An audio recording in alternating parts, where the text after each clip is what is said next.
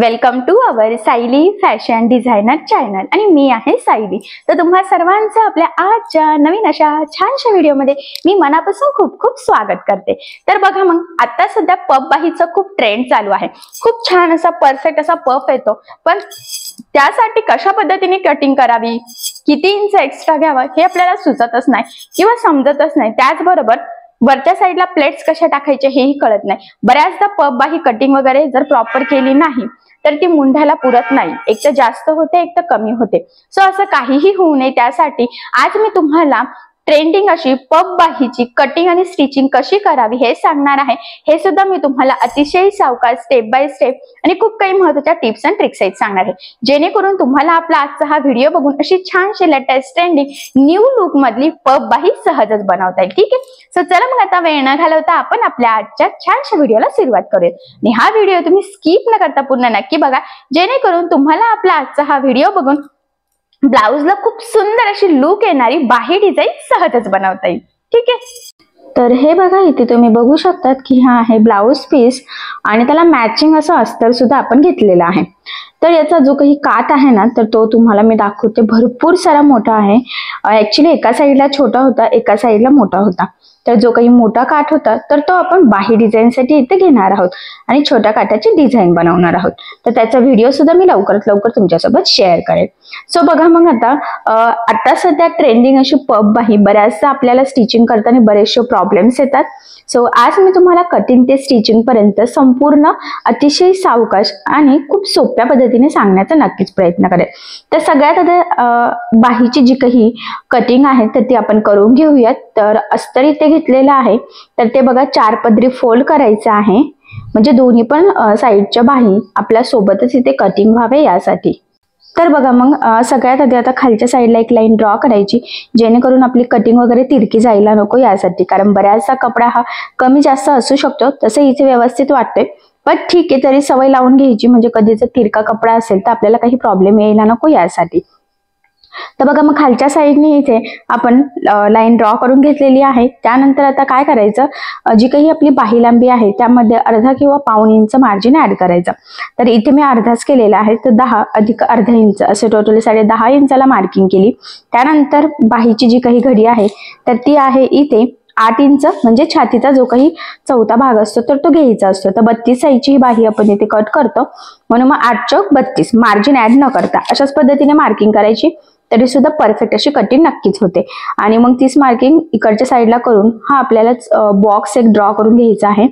म्हणजे ही आपली basic step आहे, तुमची बाही छोटी मोठी कशीही असो या पद्धतीने सगळ्यात आधी मार्किंग करावी लागते। त्यानंतर इथे 3 इंचाची आपल्याला घ्यायची आहे कॅप हाईट, तर ही बाही लांबीनुसार चेंज होत असते, तर त्याचा चार्ट मी टाकलेला आहे। त्यानंतर 1 इंच इकडे, परत 1 इंच खालच्या साईडला सुद्धा आतल्या साईडने मार्किंग करायची आहे आपल्याला। ती मार्किंग झाल्यानंतर आपल्याला पुन्हा वरती आपण जिथे कॅप हाईट घेतलेली आहे तिथे सुद्धा 1 इंच आतल्या साईडने ह्या पद्धतीने एक लाईन ड्रॉ करून घ्यायची आहे। ठीक आहे, तर हे पॉइंट लक्षात राहू दे। त्यानंतर इथून इथपर्यंत एक लाईन ड्रॉ करायची आहे आपल्याला। आता ही लाईन ड्रॉ केल्यानंतर वरचा जो काही 1 इंचाचा पॉइंट आहे तिथून तर ह्या 1 इंचापर्यंत एक लाईन इथे ड्रॉ करून घ्यायची आहे। आता इथपर्यंत झाल्यानंतर आपल्याला आपण ही जी काही तिरकी लाईन ड्रॉ केलेली आहे तर त्याचं घ्यायचं असतं निम्म, तर ती जेवढी असेल तेवढं, इथे 7 आहे तर मी इथे 3.5 ला मार्किंग करते। त्यानंतर पुन्हा 3.5चं निम्म पावणे 2 ला मार्किंग केलेली आहे आणि इकडलं सुद्धा 3.5च्या निम्म पावणे 2 ला मार्किंग आपल्याला करून घ्यायची आहे। त्यानंतर पहिल्या पॉइंट पासून अर्धा इंच आपल्याला वरच्या साईडला मार्किंग करायची आहे आणि इकडच्या पॉइंट पासून अर्धा इंच खालच्या साईडला मार्किंग करायची आहे। त्यानंतर बघा इथून आता आपल्याला शेप द्यायचा आहे गोलाकार, तर तो इथपर्यंत सेंटरला मॅच करून इथून पुन्हा खाली द्यायचा आहे। ठीक आहे, तर ही बाही कटिंगची खूप सोपी पद्धत आहे। बऱ्याचदा बाही कटिंग मध्ये बरेचसे प्रॉब्लेम येतात, तर बेसिकली आपण ह्या पद्धतीने सिंपल म्हणजेच आपल्या रेग्युलर बाहीची कटिंग करत असतो। आता या बाहीसाठी बघा 3 इंच आपल्याला एक्स्ट्राचा पफ घ्यायचा आहे, तुम्ही 2 किंवा 2.5 इंचाचा सुद्धा घेऊ शकता किंवा त्यापेक्षा जास्त सुद्धा। तर मी इथे 3चा घेते। त्यानंतर सेंटर पर्यंत जेवढी मार्किंग होती 4ची तर ती इथे फक्त करून ठेवलेली आहे। आणि हे जरा मॅच करून घेतलं. ठीक आहे, आता यानंतर काय करायचं आहे बघा, आपल्याला आपण 3 इंचाची जी मार्किंग केली आहे तिथून या सेंटर पर्यंत आपल्याला कर्व मॅच करायचा आहे. कारण की आपला जो काही पफ आहे तर तो फक्त एवढ्याच पार्ट मध्ये येणार आहे, पूर्ण बाहीमध्ये नाही. आणि आपल्याला स्टिचिंग करताना बाही कमी सुद्धा पडायला नको, त्यासाठी अतिशय व्यवस्थित याचा शेप आपल्याला इथे ड्रॉ करून घ्यायचा आहे. तर बघा मग इथून मी व्यवस्थित मॅच केलेला आहे. ठीक आहे, तर हा जेवढा काही शेप आहे तर हा थोडासा तुम्ही आतल्या साईडने किंवा थोडासा बाहेरच्या साईडने सुद्धा घेऊ शकता. तर मी थोडासा डार्क करते आणि किंचित एक लाईन मध्ये घेतला, हे बघा या पद्धतीने. ठीक आहे, तर ही आता आपली पफ बाहीची संपूर्ण मार्किंग झालेली आहे. म्हणजे सगळ्यात आधी रेग्युलर बाहीची मार्किंग कशी करतो त्या पद्धतीने करायची आणि नंतर फक्त जेवढे इंच तुम्हाला एक्स्ट्रा हवं आहे तेवढं घेऊन हा पॉइंट कर्व करायचा आहे. तर इथे मी म्हटल्याप्रमाणे आपल्याला फक्त 3 इंच एक्स्ट्रा घ्यायचं होतं. तुम्ही 3.5 4 घेऊ शकतात किंवा 2 2.5. तुम्हाला जर कमी पफ हवा असेल तर 1 1.5 इंच सुद्धा तुम्ही एक्स्ट्राचं घेऊ शकता. ठीक आहे, तर बघा मग ह्या पद्धतीने परफेक्ट अशी मार्किंग झालेली आहे. आता जी मार्किंग केलेली आहे एक्झॅक्टली त्यावरच आपण कटिंग करून घेऊयात. तर कटिंग कशी करायची हा पॉइंट सुद्धा खूप इम्पॉर्टंट आहे, तर नीट लक्ष द्या. तर सगळ्यात आधी बघा, आता जिथे खालची लाईन आहे ना तिथून कटिंगला सुरुवात करायची आहे. तर इथून मी कट केलेला आहे इथपर्यंत. 1 इंच आतमध्ये घेतलं होतं ना, तर ती तिरकी लाईन आहे ना तर ती आपल्याला इथे कट करायची आहे. त्यानंतर इथून बाहेरचा शेप घ्यायचा आहे बघा, आणि त्यानंतर इथून वरचा शेप जो आपण मार्क केलेला आहे. ठीक आहे, आता हे झाल्यानंतर ही बाही आपल्याला ओपन करायची आहे आणि त्यानंतर हा जो काही कर्व आहे तर हा कट करायचा. आता हा जो एक्स्ट्राचा कर्व आहे तर हा आपण पुढच्या साईडला बाहीच्या घेत असतो. आता ही बाही ठेवून आपल्याला जी काही आपली ब्लाऊजची बाही आहे तर ती कट करायची. तर बघा ती डबल फोल्ड घेतलेली आहे ब्लाऊजची बाही, आणि ह्या पद्धतीने सगळ्या साईडने थोडंसं एक्स्ट्राचं मार्जिन ठेवत ही बाही आपल्याला इथे कट करून घ्यायचं आहे. तर बऱ्यापैकी मार्जिन ठेवलेलं आहे जेणेकरून स्टिच करताना म्हणजे शिवताना आपल्याला काही प्रॉब्लेम यायला नको, कमी वगैरे पडायला नको. त्याचबरोबर याचा काठ आणि ब्लाऊज पीस सुद्धा भरपूर सारा मोठा होता, नाहीतर बऱ्याचदा कोपऱ्यापर्यंत बाहीला आपल्याला जॉईंट द्यावा लागत असतो. ठीक आहे, तर बघा परफेक्ट दोन्ही पण स्लीव्ज आपल्या आता इथे कटिंग झालेले आहेत. तर बघा मग सगळ्यात आधी आता आपल्याला इथे अस्तर आणि म्हणजे अस्तरची बाही आणि ब्लाऊजची बाही एकमेकाला जोडून घ्यायची. त्यासाठी आपल्याला ही जी काही बाही आहे ना तर ती बघा ह्या पद्धतीने दोन्ही ओपन करायच्या, एक इकडच्या साईडला आणि दुसरी दुसऱ्या साईडला ठेवायची. आणि जो काही जास्त खोलगट भाग आहे तर तो पुढे घ्यायचा. या स्टेपने काय होतं की दोन्ही पण स्लीव्ज व्यवस्थित 2 वेगवेगळ्या साईडच्या होतात, दोन्ही पण एकाच साईडच्या होत नाही. कारण बऱ्याचदा गडबडीत आपल्याकडनं असंच होत असतं की दोन्ही बाही एकाच साईडची होतात, त्यामुळे ही स्टेप तुम्ही आवर्जून फॉलो करायची. त्यानंतर ह्या पद्धतीने बघा अस्तर आणि मेन फॅब्रिक दोन्ही पण उलट केलेलं आहे, म्हणजेच बाह्या. किंवा तुम्ही असंही लक्षात ठेवू शकतात की ब्लाऊजची बाही सरळ ठेवायची आहे आणि त्यावर आपण जी काही आपली अस्तरची बाही आहे तर ती ठेवलेली आहे आणि साधारणतः 1/2 इंच एवढं मार्जिन ठेवून आपण खालच्या साईडला टीप मारली. एका बाहीला मारलेली आहे, सेम त्याच पद्धतीने दुसऱ्या साईडच्या बाहीला सुद्धा आपण इथे खालच्या साईडला टीप मारून घेऊयात. आता ही टीप मारून झाल्यानंतर जर खाली खूप काही एक्स्ट्रा असेल तर ते कट करायचं, पण इथे काही गरज नाहीये. त्यानंतर आपल्याला बाही ही या पद्धतीने सरळ करून खालच्या साईडला दाबटीप देऊन घ्यायची आहे. तर बघा मग आता दाबटीप देताना काळजी घ्यायची आहे की अस्तरचा आतला जो काही कपडा आहे तर तो वरती दिसणार नाही, जेणेकरून आपली बाहीची फिनिशिंग बिघडायला नको. तर फिनिशिंग साठी ही खूपच महत्वाची टीप आहे. सेम त्याच पद्धतीने बघा दुसऱ्या साईडची बाहीला सुद्धा दाबटीप देऊन घेऊयात आणि तुमच्या इथे लक्षात येईल की बाहीची फिनिशिंग किती प्रॉपर आणि सुंदर इथे येत आहे. तर मी ज्या पद्धतीने सांगितलेलं आहे त्या पद्धतीने स्टिच करून बघा, तुम्हाला नक्कीच प्रॉपर अशी 2 वेगवेगळ्या साईडच्या बाही बनवणं खूप सोपं जाईल. कारण अस्तर जोडतानाच ते चुका होत असतात त्यामुळे. ठीक आहे, आता हे दोन्ही पण खालच्या साईडने दाबटीप देऊन रेडी झाल्यानंतर ह्या पद्धतीने अस्तरची बाही आणि ब्लाऊज पीसची बाही एकमेकाला जोडून घ्यायची आहे. आता बघा हे जोडताना जेवढं शक्य आहे तेवढं कमीत कमी मार्जिन आपल्याला इथे पकडायचं आहे, कारण हे मार्जिन आपण कुठेही कॅल्क्युलेट केलेलं नसतं. सो त्यामुळे हे खूप इम्पॉर्टंट आहे. त्याचबरोबर हे जोडताना कुठे गोळा होणार नाही, बाही तिरकी वगैरे जाणार नाही. तर या छोट्या मोठ्या गोष्टींची सुद्धा आपल्याला इथे काळजी घ्यायची आहे. तर बघा एका साईडची स्लीव्ज मी एकदम परफेक्ट प्रॉपर अशी जोडून घेतलेली आहे. सेम त्याच पद्धतीने दुसऱ्या साईडची बाही सुद्धा आपण जोडून घेऊयात. आणि अजून एक महत्त्वाचा पॉइंट आहे तो म्हणजे नेहमी शक्यतो दोन्ही पण स्लीव्ह सोबतच स्टिच करण्याची सवय लावायची. म्हणजे ब्लाऊजचे कुठलेही पार्ट्स असो शक्यतो सोबतच स्टिच करायचे, जेणेकरून काही चुका होत नाही आपल्या आणि दोन्ही पण परफेक्ट अशा रेडी व्हावा यासाठी. ठीक आहे, तर हा पॉईंट सुद्धा तुम्ही व्यवस्थित लक्षात राहू द्या. तर बघा मग फायनली आता आपल्या दोन्ही पण स्लीव्ज इथे जोडून झालेल्या आहेत.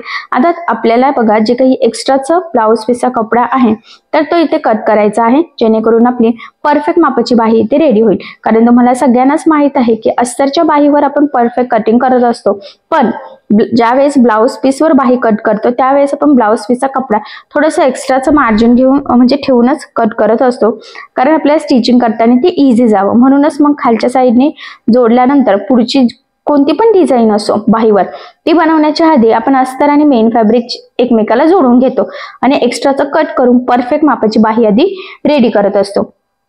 तर इथे सुद्धा आपण तेच करत आहोत की खालच्या साईडने फिनिशिंग सहित आपला प्रॉपर असा पार्ट रेडी झाल्यानंतर ते जोडून घेतलं आणि फायनली दोन्ही पण स्लीव्स खूप सुंदर अशा प्रॉपर फिनिशिंग सहित रेडी झालेले आहे. त्यानंतर आता महत्वाचा पार्ट आहे आपला, त्याला आपण सुरुवात करूया. तर बघा मी इथे सेंटरला एक मार्किंग करून घेतलेली आहे. आता सेंटरला मार्किंग केल्यानंतर आपण जे काही 3 इंच एक्स्ट्रा घेतलेलं असतं तर त्याची सुद्धा एकदा एक मार्किंग करायची, जेणेकरून आपल्याला बाकीचं स्टिच करणं सोपं जाईल. तर ती 3 इंचाची मार्किंग आतल्या साईडने आणि बाहेरच्या साईडने दोन्ही साईडने करून घ्यायची. आता ही केल्यानंतर काय करायचं, आपल्याला सेंटर पासून सुरुवात करायची आहे. सेंटर पासून अलीकडे आणि पलीकडे अशा टोटली अशा पद्धतीने छोट्या छोट्या 4-4 प्लेट्स आपल्याला टाकायच्या आहेत. जर तुमचा पफ जास्त असेल, तुम्ही 4-5 इंच वरती जर घेतलेला असेल तर मग जास्त प्लेट्स बसतील, पण शक्यतो 3 इंच जर घेतलं असेल तर 4च टाकायच्या, म्हणजे पफ व्यवस्थित येईल, खूप एक कमी किंवा जास्त होणार नाही. तर आपण ह्या 2 प्लेट्स बाहेरच्या साईडने फोल्ड करतोय, लक्षात येईल, म्हणजे सेंटर पासून अपोजिट साईडला फोल्ड करत असतो. बरेच जण काय करतात की सेंटरच्या साईडने फोल्ड करत असतात. ठीक आहे, तसंही करू शकतात किंवा असंही करू शकतात, पण याने पफ जरा छान येतो बाहेरच्या साईडने फोल्ड केल्याने. तर बघा मग आता फायनली दोन्ही साईडने आपण प्रॉपर अशा छोट्या छोट्या सेंटर पासून अलीकडे आणि पलीकडे 4-4 प्लेट्स टाकून घेतलेले आहे. आणि तुम्ही बघू शकतात की तो पफच ना खरं तर बघितला तर खूप असं व्यवस्थित दिसत आहे. आणि शक्य असल्यावर थोडीशी एक टिप देऊन घेतली तरी चालेल, म्हणजे ते व्यवस्थित अजून पॅक होईल. तर बघा किती प्रॉपर अशा प्लेट्स पण आलेल्या आहेत आणि पफ सुद्धा एकदम छान रेडी झालेला आहे. आता सेम ह्याच पद्धतीने दुसऱ्या साईडच्या बाहीवर पण आपण सेंटर पासून अलीकडे आणि पलीकडे असे 4-4 प्लेट्स टाकून घेऊयात. तर बघा मग मी म्हटल्याप्रमाणे बाही आता घडी घालून जर ठेवली तर ती अशी दिसते. ठीक आहे, सेम याच पद्धतीने दुसरीही बनवायची आहे, पण मी तुम्हाला जवळून आधी त्याच्या प्लेट्स वगैरे दाखवते, म्हणजे तुम्हाला व्यवस्थित आयडिया येईल की कशा पद्धतीने त्याचा पफ वरती आलेला आहे आणि लुक किती सुंदर आलेला आहे. म्हणजे तुम्हाला तुमची बाही ला प्लेट्स टाकल्यानंतर ती परफेक्ट आलेली आहे की नाही ते कसं चेक करावं. तर बघा ह्या पद्धतीने दिसल्यावर वरती भरपूर सारा असा कडक पफ दिसतोय. ठीक आहे, सो फायनली दोन्ही पण स्लीव्ज आता पफ टाकून आपल्या छान अशा रेडी झालेल्या आहेत. तर ह्या स्लीव्ज ब्लाउजला लावल्यावर ब्लाउज कसा दिसतो तर ते मी तुम्हाला दाखवते, म्हणजे तुम्हाला पण आयडिया येईल की कुठल्या ब्लाउजवर तुम्ही अशी बाही डिझाईन बनवू शकता. तर बघा अशी बाही परफेक्ट लागली गेलेली आहे, वरती पफ आलेला आहे. ऍक्च्युली आता घातल्यावर लक्षात येईल तुमच्या की किती सुंदर पफ आलेला आहे असं बघण्यापेक्षा, पण असंही लक्षात येतं की बाही घातल्यानंतर वरती पफ आहे. यापेक्षा जर तुम्हाला जास्त पफ हवा असेल तर मग मी म्हटल्याप्रमाणे रेग्युलर बाहीपेक्षा वरती मी 3 घेतलेला आहे, तर तुम्ही 3.5-4 असं घेऊ शकतात. पण मी काही जास्त घेतलेलं नाहीये, कारण की मला जरा मीडियमच पफ इथे हवा होता. सो बघा अशा पद्धतीने खूप सुंदर अशी लेटेस्ट ट्रेंडिंग न्यू लुक मधली पफ बाही आपण बनवलेली आहे. आणि खरं तर ह्या बाहीमुळे ब्लाउजला खूप सुंदर असं लुक येतं. सो अशी छानशी लेटेस्ट ट्रेंडिंग बाही तुम्ही सुद्धा नक्की ट्राय करून बघा. ठीक आहे, तर बघा मग नक्कीच तुमच्या लक्षात आलेलं असेल की आज मी तुम्हाला काय सांगितलेलं आहे. महत्वाचं म्हणजे आज मी तुम्हाला संपूर्ण कटिंग आणि स्टिचिंग अतिशय सावकाश स्टेप बाय स्टेप आणि खूप काही महत्वाच्या टिप्स अँड ट्रिक्स आहेत सांगितलेलं आहे, जेणेकरून तुम्हाला आपला आजचा हा व्हिडिओ बघून अशा पद्धतीने सहज स्टिच करता यावं. एवढंच नाही तर फिनिशिंग साठी सुद्धा महत्वाच्या टिप्स अँड ट्रिक्स सांगितलेल्या आहेत. सो त्या फॉलो करा, नक्कीच तुमची फिनिशिंग सुद्धा खूप सुंदर येईल. आणि महत्वाचं म्हणजे या व्यतिरिक्त जर तुम्हाला काही प्रॉब्लेम येत असेल तर मला कमेंट करून नक्कीच कळवा, मी तुमच्या प्रश्नाचे उत्तर देण्याचा नक्कीच प्रयत्न करेन. ठीक आहे, सो चला मग आता आपण आपला आजचा व्हिडिओ इथेच थांबूयात. आणि तुम्हाला आपला आजचा व्हिडिओ कसा वाटला हे मला कमेंट करून नक्की कळवा. त्याचबरोबर आपला व्हिडिओ आवडला असेल व्हिडिओला लाईक करायला विसरू नका. आणि असेच नवनवीन छानसे व्हिडिओज बघण्यासाठी आपल्या सायली फॅशन डिझायनर या चॅनलला लाईक करा, शेअर करा आणि सबस्क्राईब करायला विसरू नका. ठीक आहे, सो चला मग भेटूया पुन्हा नवीन अशा छानशा व्हिडिओमध्ये. तोपर्यंत टेक केअर, काळजी घ्या. आणि आपला आजचा व्हिडिओ शेवटपर्यंत पूर्ण बघितल्याबद्दल thank you so much. Bye bye.